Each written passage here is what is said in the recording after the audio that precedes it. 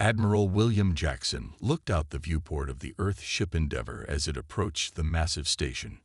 The structure hung in space like a metal spider, all angles and strange protrusions. This was humanity's big moment. First contact with the galactic hegemony. "Ready, Ambassador?"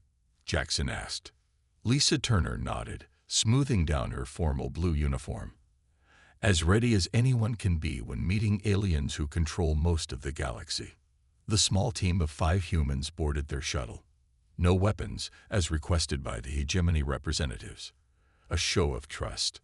Jackson had argued against this, but was overruled by the United Earth Coalition Council. Peace was the goal. The shuttle docked with a soft thud. When the doors opened, they saw the aliens for the first time.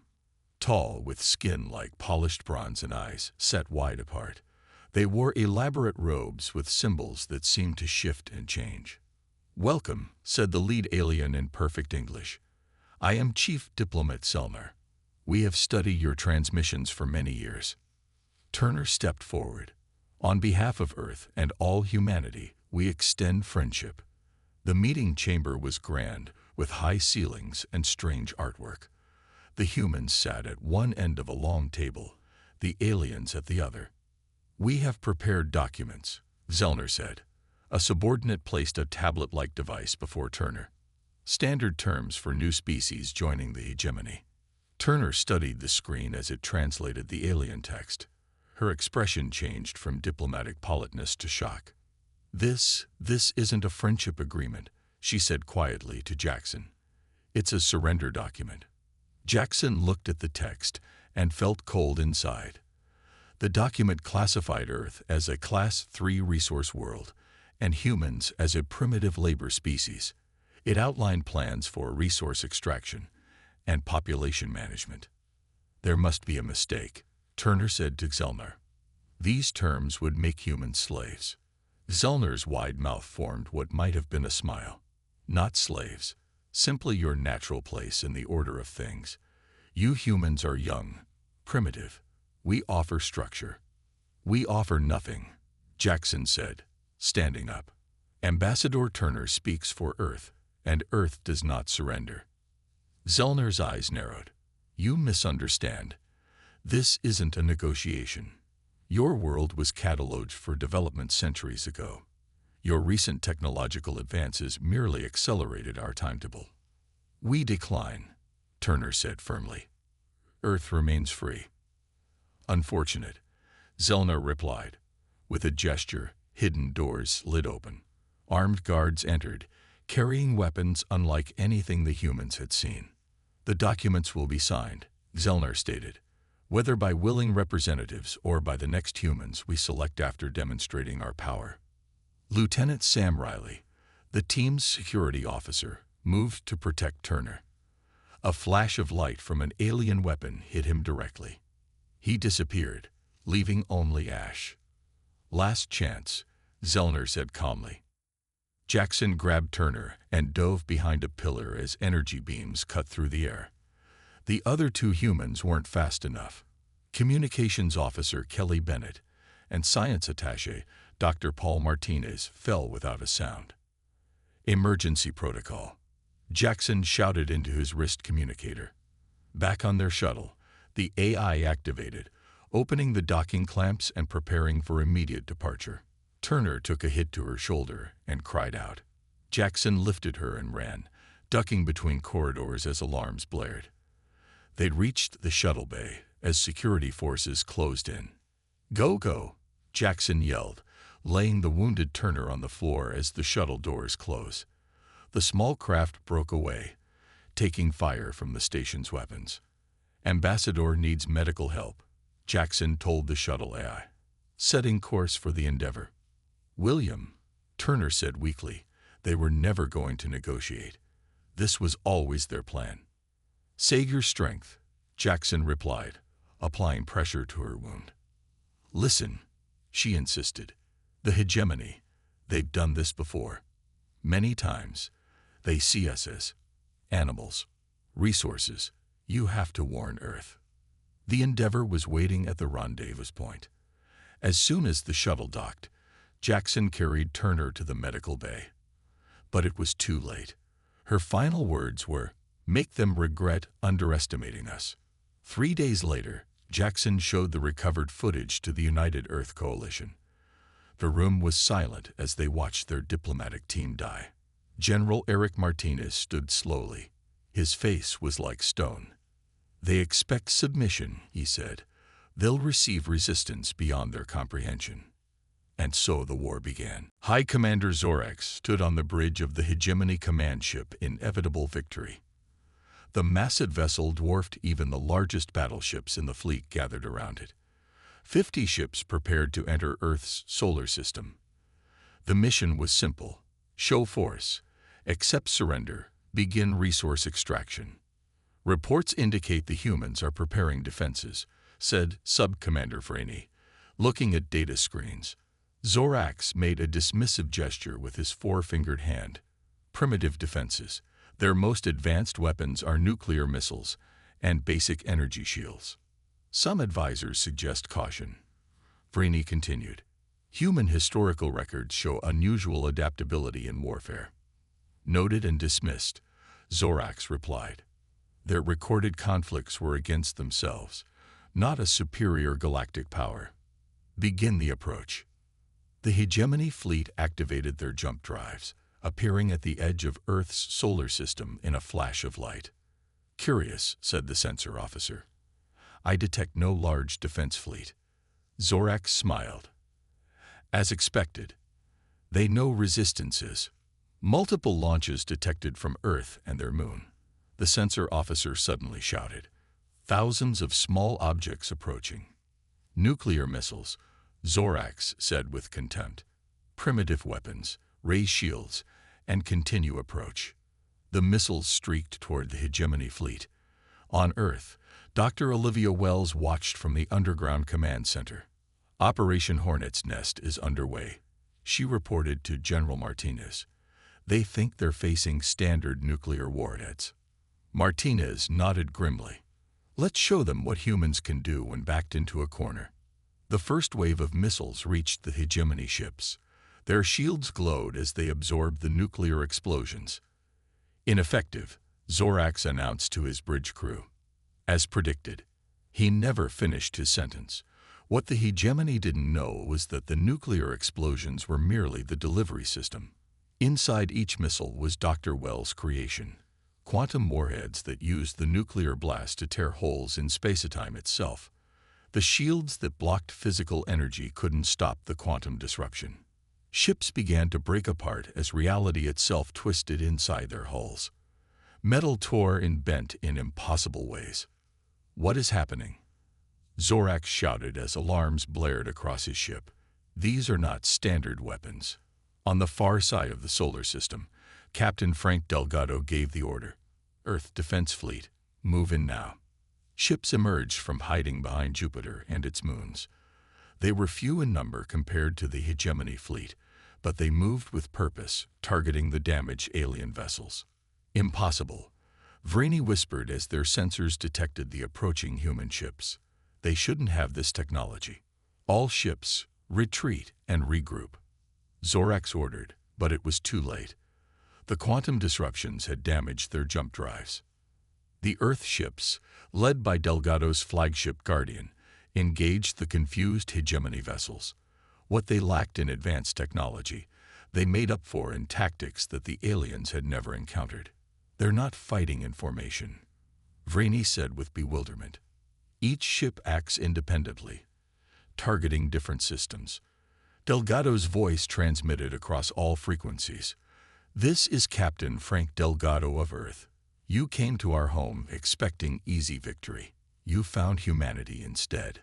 By the time the battle ended, 20 Hegemony ships were destroyed, 15 were heavily damaged, and 5 had been captured intact. Only 10 managed to escape, jumping back to Hegemony space with news of the disaster. On the Hegemony capital world, the ruling council gathered in emergency session. "How could primitives defeat our advanced fleet?" demanded Counselor Tech. The military advisor looked shaken. "They used weapons we've never seen before. And their tactics, They don't follow any standard combat protocols. One defeat means nothing, said High Counselor Drav. We will send a proper invasion force. An older counselor who had remained silent finally spoke. I have studied human history. If they can do this with their current technology, imagine what they will do with ours. For the first time in its long history, fear began to spread through the galactic hegemony. 3 months had passed since the first battle. Deep under the Rocky Mountains, Dr. Susan Blackwell stared at the alien device on her workbench. The captured hegemony ships have been a treasure trove of advanced technology. Teams of scientists worked day and night to understand how they functioned. Try it now, Susan said to her assistant. He flipped a switch, and the device hummed to life. A shield bubble formed around it, stronger than the original hegemony design. It works, Susan said, smiling. We improved their own technology. Across the huge underground complex, hundreds of scientists did similar work. They discovered something surprising. Alien technology, when combined with human approaches, often worked better than the original designs. The hegemony has used the same methods for thousands of years, Susan explained when she reported to General Martinez. They stopped innovating. They just copy old designs. But humans, we think differently. In another section of the complex, Colonel Peter Hayes supervised the construction of Earth's first true battleships. These vessels incorporated hegemony technology, but with human improvements. The power core connections don't make sense, Peter said, looking at the alien design. They're routing energy in needlessly complex ways. I think it's because they never questioned the original design, replied the engineer. We've simplified it and gained 30% more power. Peter nodded. How soon until the first ship is ready? The Phoenix will launch next week. 9 more will follow. Meanwhile, far from Earth, Lieutenant Kate Reynolds led a small team on a daring mission. Wearing captured hegemony armor, they infiltrated a communications hub on Phobos, one of Mars' moons that the aliens had quietly seized years before the war. Move quietly, Kate whispered to her team. We need access to their FTL communication network. They encountered minimal resistance. The hegemony never expected humans to attack this facility.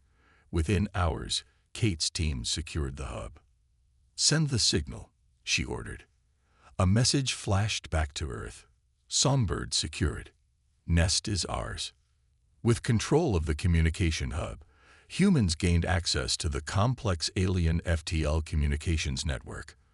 For the first time, they could listen to enemy transmissions and send false information. On the hegemony capital world, High Counselor Drav received disturbing reports. How could they reverse engineer our technology so quickly? He demanded. The science advisor looked troubled. They think differently. They question everything, try new approaches. The captured ships should have self-destructed, but they disabled those systems somehow. And now they're building their own versions of our ships.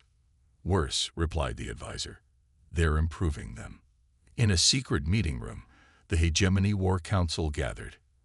Admiral Kelver, responsible for system defense, looked grim. The humans have captured our communication hub on Phobos, he reported.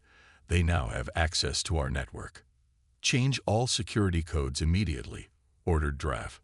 We've tried. They keep breaking them.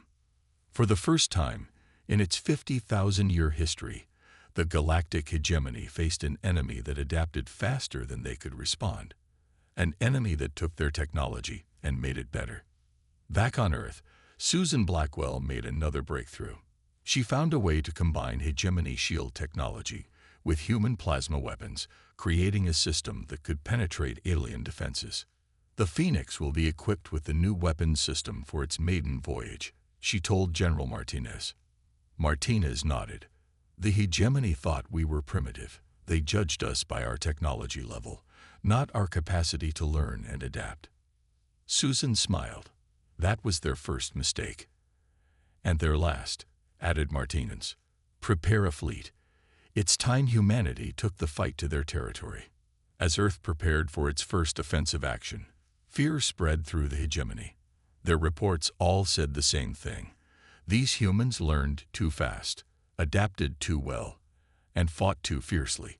The species they had dismissed as primitive was proving to be the most dangerous enemy they had ever faced. Commander Diane Hughes sat at her desk reviewing reports from across hegemony space. As head of Earth's Psychological Operations Division, her job was to understand alien minds and find their weaknesses.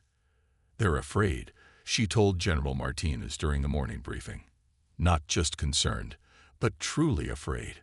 Our intercepted communications show growing panic." Martinez raised an eyebrow. "Why? They still outnumber us thousands to one." Diane pushed a tablet across the table. "Because we don't fight like anyone they've encountered before. Look at these reports from hegemony commanders." Martinez read aloud. "Human soldiers continue fighting with injuries that would incapacitate any rational being. Their battle formations make no tactical sense yet are devastatingly effective. They employ weapons designed to cause terror rather than just defeat. They've spent 50,000 years fighting enemies who follow rules," Diane explained. "We don't. Human history is filled with unexpected tactics, psychological warfare, and fighters who refuse to surrender." "How can we use this?" Martinez asked. "We already are," Diane smiled. She pressed a button, and a holographic display showed various alien worlds. "We're broadcasting footage of our history, our wars, alongside intercepted hegemony plans for Earth. Several minor species in the hegemony are questioning their loyalty." In a laboratory nearby, Dr. Carl Bennett monitored his latest project. Rows of complex machines hummed as they processed combat data. "The AI pilots are ready," he told his team. "Based on the brain patterns of our best fighter pilots, but thinking at machine speed. These new artificial intelligence systems would pilot a fleet of small, fast ships. Unlike normal computer programs, these thought unpredictably, like humans, but reacted with the speed of computers." In hegemony space, a massive fleet gathered near Jupiter. Admiral Thrix, newly appointed after the previous defeats, had assembled 300 ships for a decisive strike against Earth. "This time, we will crush them with overwhelming force," Thrix announced to his captains. "Our calculations show they cannot possibly stop so many ships." The hegemony fleet approached Jupiter with confidence, but waiting in ambush were 50 small Earth vessels, each piloted by one of Dr. Bennett's AI systems. "No human crews," noted Thrix when they detected the Earth ships. "Automated drones. Primitive." But these were not simple drones. As the hegemony fleet formed standard attack patterns, the Earth ships did the unexpected. They flew directly at the enemy, weaving patterns that seemed suicidal but somehow avoided all weapons fire. "Impossible," shouted Thrix as the small Earth ships penetrated deep into his formation. The AI pilots analyzed hegemony tactics in real time, predicting moves and countermoves. They targeted ships that didn't fit the standard pattern, the command vessels. Without central coordination, the massive alien fleet fell into confusion. Then the main Earth fleet arrived, led by the Phoenix. Its improved weapons tore through hegemony shields. The battle became a slaughter. "Retreat," ordered Thrix, but it was too late. Of 300 ships, barely 50 escaped. The battle would go down in hegemony records as the Jupiter catastrophe. On a peaceful hegemony world far from the fighting, civilians watched with horror as news spread. Images of the battle, along with human historical war footage broadcast by Commander Hughes' team, caused panic. "They cannot be reasoned with," warned the broadcasts. "The humans fight beyond all logic. They continue when defeated. They improve upon our own weapons and turn them against us." In secret meetings across hegemony space, leaders of smaller species began to talk of alliance with humans instead of resistance. Back on Earth, Martinez received reports of the victory. "The AI pilots performed beyond expectations," he told the United Earth Coalition, "and our psychological warfare is working. The hegemony is beginning to fracture." A council member asked, "What's our next move?" Martinez displayed a map of hegemony territory. We've shown them we can defend ourselves. Now we show them we can attack. We find their oppressed worlds and offer something the hegemony never did. What's that?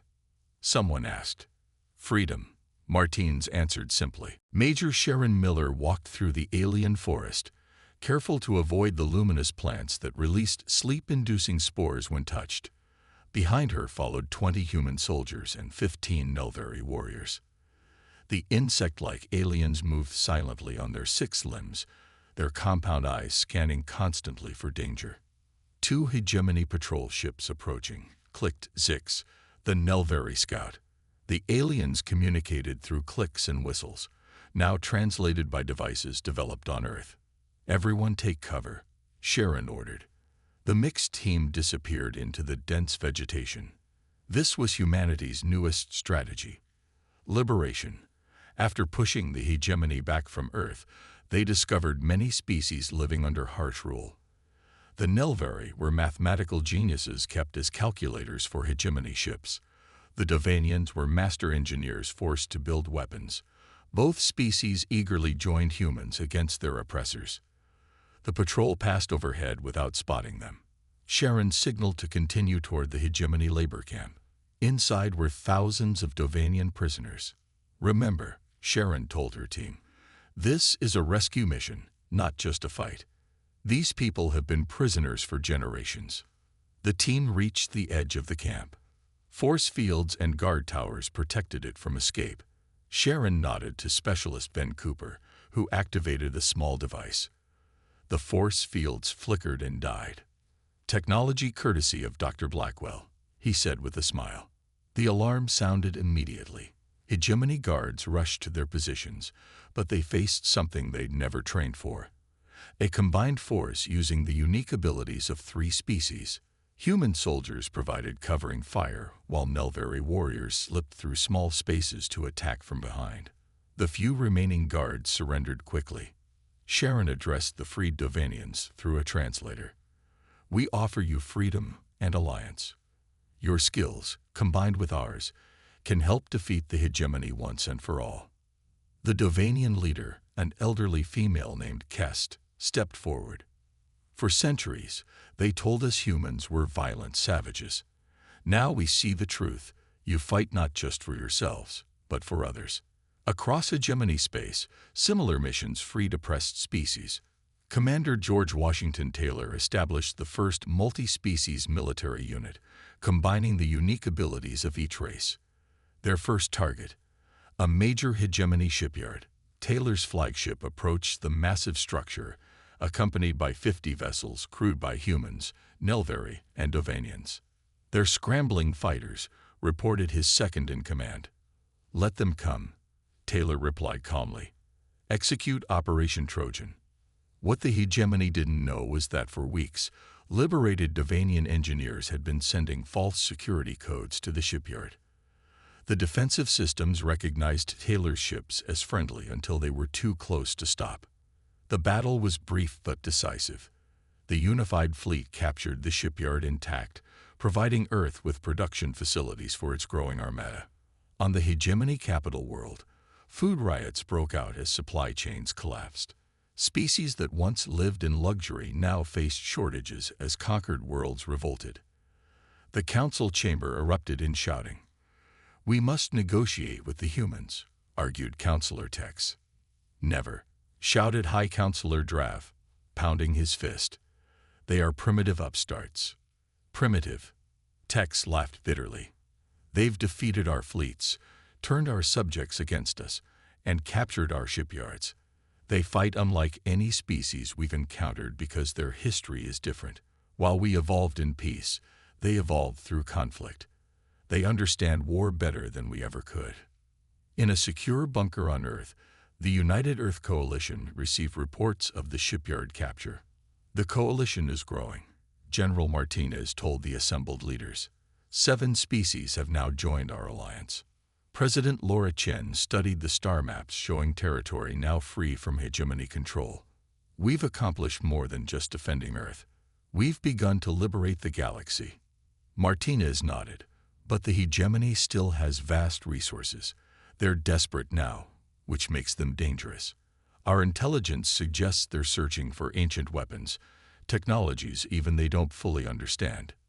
Then we must find them first, Chen said firmly.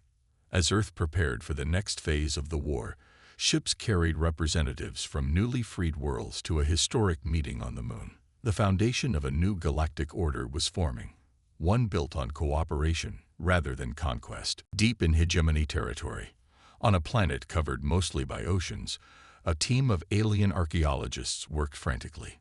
They had been digging for months on the orders of Grand Admiral Krulk, the new military leader appointed after so many defeats. "We found it," the lead archaeologist reported, her voice trembling with both excitement and fear. Before them stood a massive structure, clearly not built by the hegemony. Its metal surfaces, untarnished despite being buried for millions of years, pulsed with a dim light. "The legends were true," whispered her assistant. "The Ancients' weapon exists." The Ancients had been a species that vanished long before the hegemony formed. Their technology remained largely a mystery, but stories persisted of terrible weapons they had created. Hours later, Grand Admiral Krulk stood before the hegemony ruling council, describing the discovery. "Our scientists believe this device generates a quantum field that accelerates entropy in metallic compounds," he explained. "In simple terms, it turns ships to dust." "Is it safe to use?" asked one counselor nervously. "The Ancients themselves may have been destroyed by their own creation," admitted Krulk. "But we face extinction anyway. The humans and their allies advance daily." High Counselor Drav, now old and tired from the long war, nodded slowly. "Prepare the weapon. We have no choice." On Earth, Chief Science Officer Howard Phillips studied data from scout ships at the edge of hegemony space. "They're searching for something," he told General Martinez. "Archaeological digs on multiple worlds." "What could they be looking for?" Martins asked. "Based on energy readings, I believe they're hunting for ancient technology," Phillips replied. "My team has theorized that such weapons might exist. Entropy accelerators, reality disruptors. We've been working on countermeasures, just in case." "How soon can they be ready?" Phillips hesitated. "The prototype ships with organic components are still in testing. Lieutenant Commander Samantha Powell's neural interface system works, but we haven't deployed it widely." Martinez studied the reports. "Rush production. I have a feeling we'll need them soon." 3 weeks later, the hegemony announced they would deploy a final solution to the human problem. A massive fleet gathered around a central ship carrying the ancient weapon. Earth's defense fleet, led by Admiral William Jackson, moved to intercept. Among his ships were 12 experimental vessels. Unlike normal ships made of metal, these incorporated living components, modified coral grown in space, controlled by neural interfaces. "The organic ships should position themselves as our front line," Jackson ordered. "Regular fleet, maintain distance until we know what we're facing." Lieutenant Commander Samantha Powell led the organic fleet. Through her neural interface, she felt her ship as if it were part of her own body. "Organic fleet in position," she reported. "We're ready, Admiral." The hegemony fleet approached. At its center, the massive ancient weapon began to power up, glowing with strange energies. "All ships prepare for unknown attack," Jackson warned. The weapon fired, not a beam or explosion, but a rippling wave of energy that spread outward.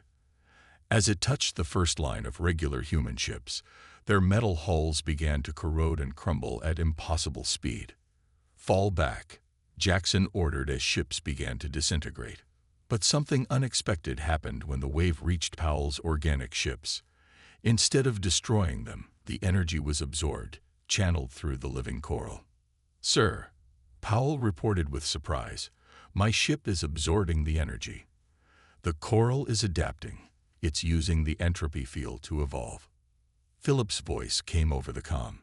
"This confirms my theory. The weapon affects metal, but not organic matter. Powell, can you redirect the energy?" Powell closed her eyes, focusing through her neural link. "I think so." All organic ships, follow my lead.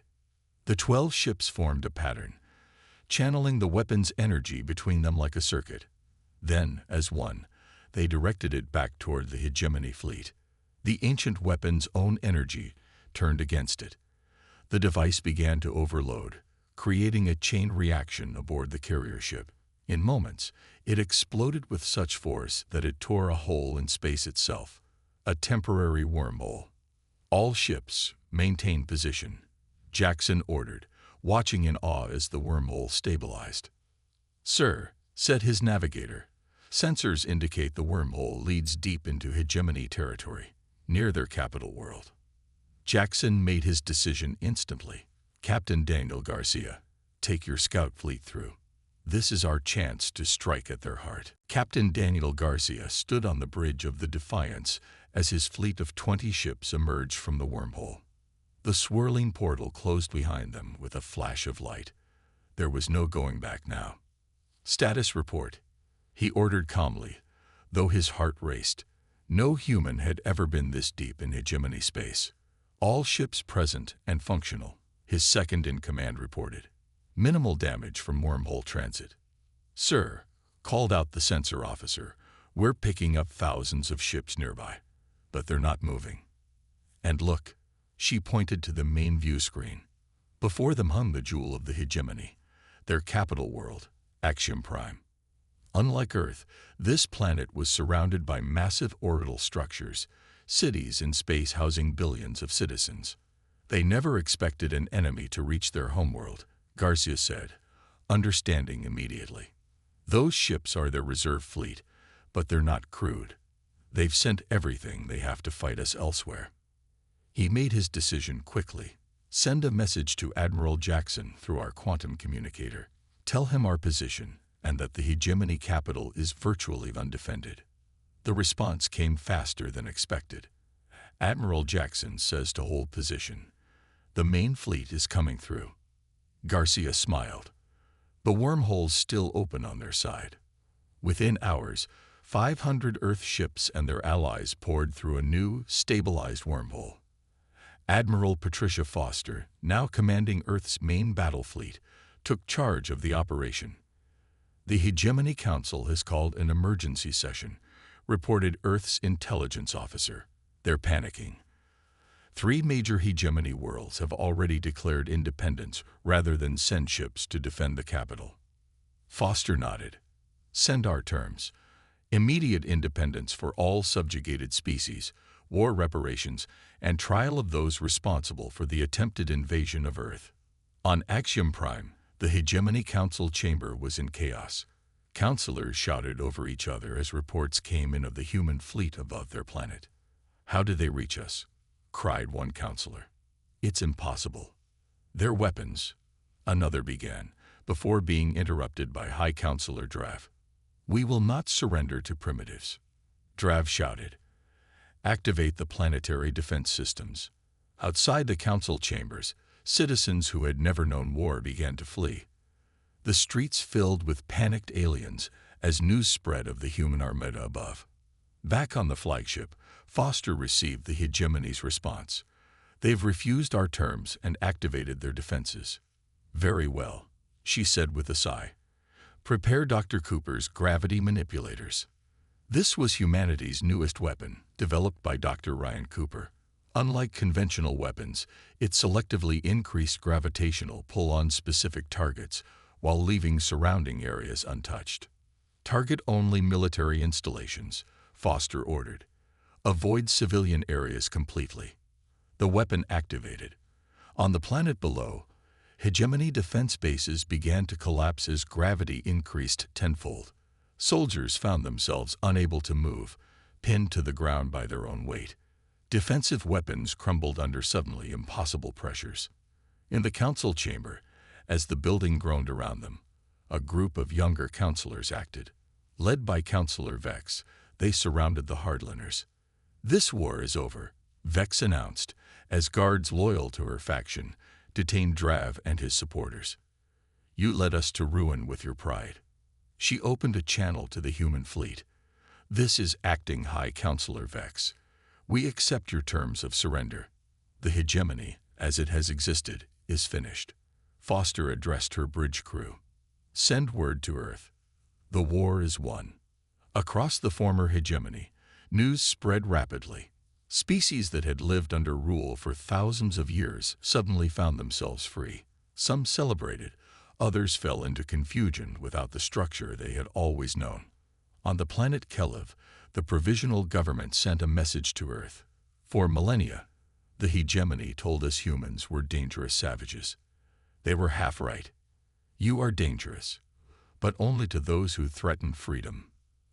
As Foster looked down at the once mighty capital of the galaxy's oldest empire, she thought about how quickly everything had changed. In less than 2 years, humanity had gone from an unknown species to the power that toppled a 50,000-year-old galactic power.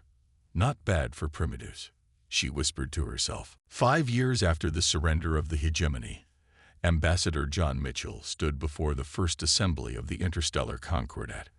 The Grand Hall on Luna, Earth's moon, had been built specifically for this purpose, a neutral meeting ground for all species. Representatives from 37 formerly subjugated worlds filled the chamber. Some floated in special atmosphere containers, others stood on multiple legs, and some appeared almost human. Despite their physical differences, they shared a common status, equals in a new galactic order. 5 years ago, Mitchell began. Humanity faced extinction at the hands of an empire that saw us as primitives. Today, we gather not as conquerors, but as partners in building something better. On Earth, memorial services honored the millions lost in the war. The conflict had touched every family, every nation. But from tragedy came something few could have imagined. Earth as the center of a cooperative galactic community. Our warlike past, Mitchell continued, which the hegemony saw as proof of our primitive nature, prepared us to fight for freedom, not just our own, but for all beings. In universities across Earth, classrooms now included students of dozens of alien species. Knowledge flowed freely between worlds that had once been isolated by hegemony restrictions. Dr. Olivia Wells, now heading the Concordat Science Division, announced a cooperative project to develop intergalactic travel.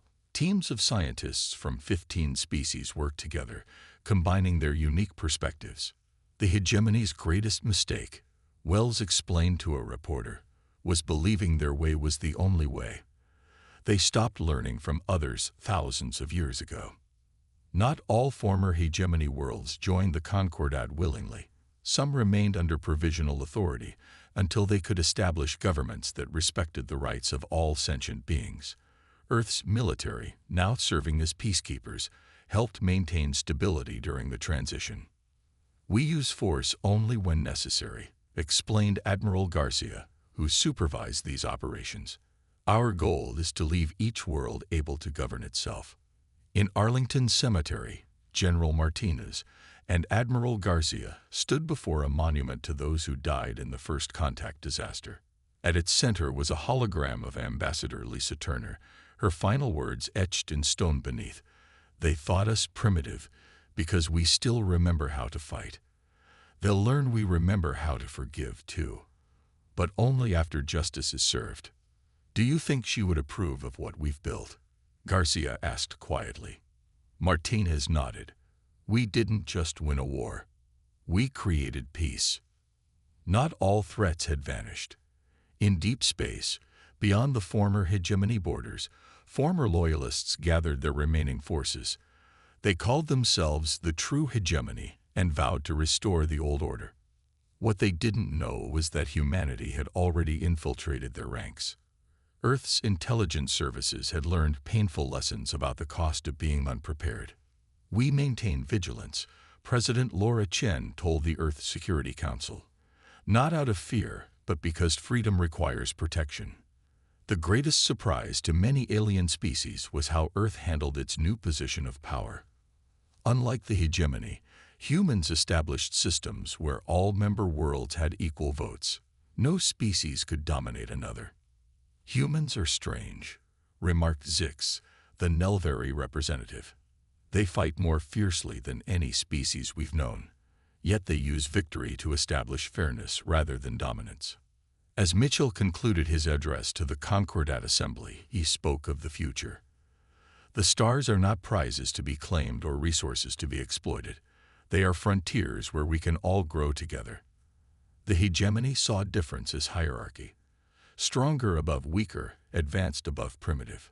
We see difference as strength. That evening, as representatives from across the galaxy mingled at the reception, a young Dovanian engineer approached Mitchell. "Is it true," she asked, "that before space travel, humans fought wars against themselves?" Mitchell nodded. "Our history is filled with conflict."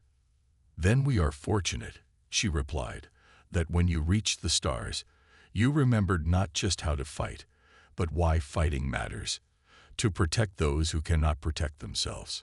As Earth's night side passed below the lunar observatory, lights from cities across the planet twinkled like stars, one world among many in a universe now facing a future brighter than anyone could have imagined when the hegemony ships first appeared.